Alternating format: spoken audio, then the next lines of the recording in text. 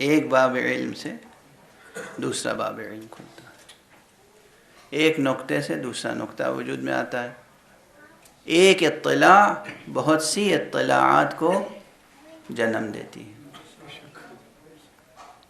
تو اب یہ جو ایک فقرہ ہے، پھر فقرے کو تقسیم و تقطیع کرتے ہیں۔ اس تقسیم و تقطیع کے دو طریقے ہیں۔ جو علمی ذوق و جستجو رکھتے ہیں اسے یہ تحفے کے طور پہ لے جائیں، یہ چیزیں ہر جگہ نہیں ملیں گی آپ کو۔ کبھی کسی عبارت کو، کسی پیسج کو، کسی عبارت کو ہم تجزیہ کرتے ہیں نحوی اعتبار سے۔ ایک پیراگراف ہے، ایک پیج ہے، ایک صفحہ ہے، اس صفحے کی عبارت کو ہم چھوٹے چھوٹے، سب سے چھوٹے نحوی یونٹ میں تقسیم کرتے ہیں۔ مبتدا خبر، فعل فاعل مفعول، فعل فاعل مفعول، چھوٹے سے چھوٹا جملہ جو ہو سکتا ہے، اور اس کے بعد ہم دیکھتے ہیں کہ اس عبارت کو کتنے ٹکڑوں میں تقسیم کیا جا سکتا ہے۔ یہ ہے تقسیم کیا؟ نحوی، لسانی اعتبار سے۔ لسانیاتی اعتبار سے، لنگوسٹک نقطہ نظر سے اور بھی اسالیب ہیں۔ گرامر کی خود کتنی قسمیں ہیں، خود انگریزی گرامر کی کتنی قسمیں وجود میں آ چکی ہیں، اور لسانیاتی طریقے، لنگوسٹک اپروچ کتنے ہیں۔ کنسٹرکشن اور ڈی کنسٹرکشن کی جتنی تھیوریز ہیں اور جتنے پیٹرنز ہیں، اس پہ اگر غور کریں گے تو یہ بات سمجھ میں آئے گی۔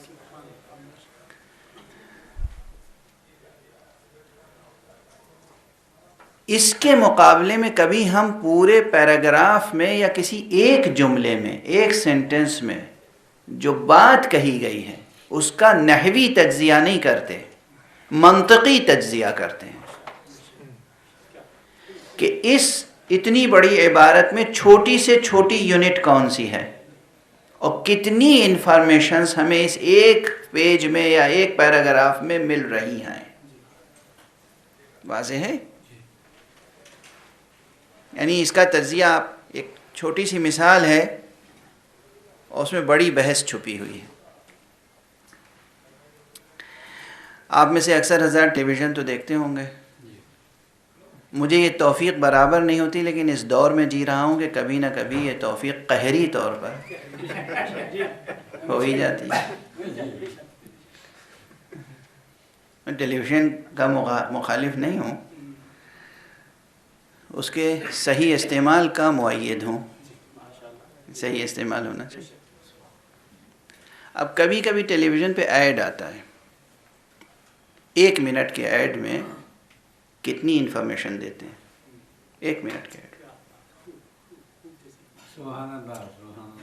1 منٹ کا ایڈ ہوتا ہے، اس میں کتنی باتیں آپ کو معلوم ہو جاتی ہیں۔ تیزی سے کہنے والا کہتا ہے اور کم سے کم درجنوں باتیں وہ بتا دیتا ہے اپنے پروڈکٹ کے بارے میں۔ تو اگر تجزیہ کیجئے کہ 1 منٹ میں ہمیں کتنی انفارمیشن دی، اس نے کتنی باتیں بتا دی 1 منٹ کے اندر، تو آپ دیکھیں گے کافی انفارمیشن مل گئی۔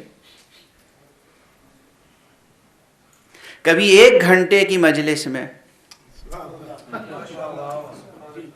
جا کے اسی طرح تجزیہ کیجئے کہ ہمیں کتنی انفارمیشن ملی ہے، 1 2 3 کر کے گنتی گنیے۔ ہے نا مشکل مسئلہ؟ آپ کا وقت قیمتی ہے یا نہیں؟ یہ مقام منبر عظیم ہے یا نہیں؟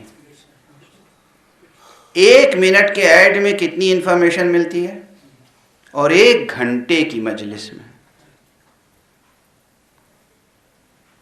کتنی انفارمیشن ملتی ہے؟ انفارمیشن، اطلاع، معلومات۔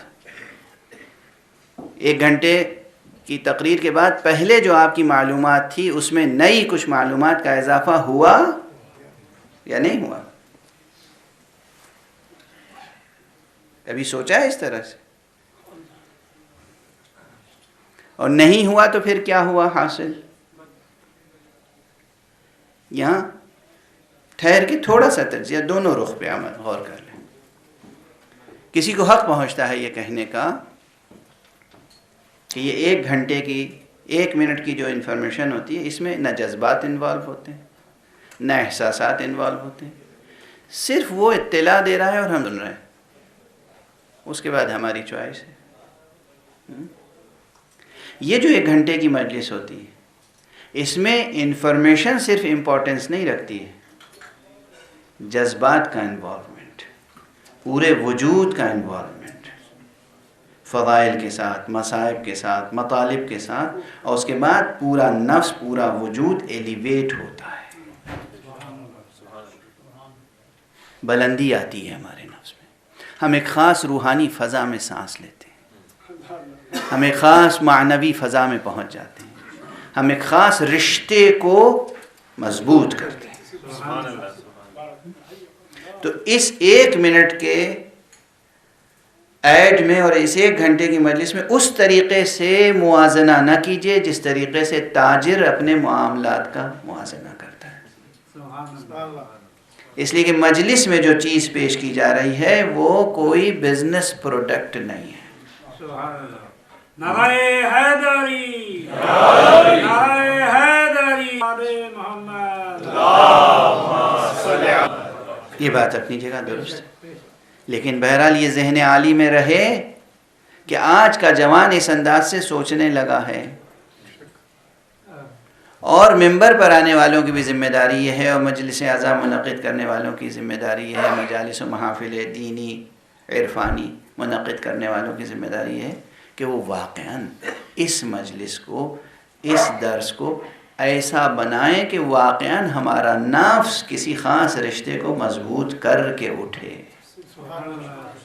ایسا نہ ہو کہ یہ 1 گھنٹے کی گفتگو یا 1 گھنٹے، 1.5 گھنٹے، 2 گھنٹے کی مجلس، یہ صرف نعوذ باللہ، 1000 بار نعوذ باللہ، یہ صرف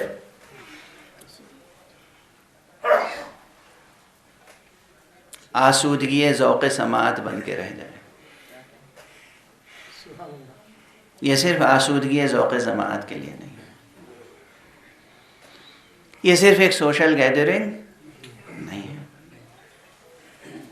بلکہ یہاں جو چہرے نظر آتے ہیں اس سے کہیں زیادہ وہ چہرے ہوتے ہیں جو نظر نہیں آتے۔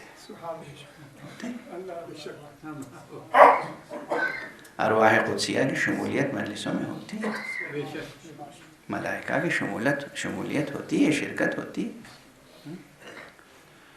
تو ان مجالس کو اس طرح موازنہ نہ کریں، لیکن پھر بھی ایک خطیب کی ذمہ داری ضرور ہے کہ وہ یہ سمجھے کہ ہم نے اس 1 گھنٹے یا آدھے گھنٹے میں کچھ معلومات میں بھی اضافہ کیا یا نہیں، اور جو معلومات دہرائی ہیں کم سے کم اسے کس ارادے سے، کس جذبے سے، کس انداز سے دہرایا ہے، کیا ہمارا وجود 1 گھنٹے پہلے جو تھا 1 گھنٹے بعد اس وجود میں کوئی فرق آیا یا نہیں۔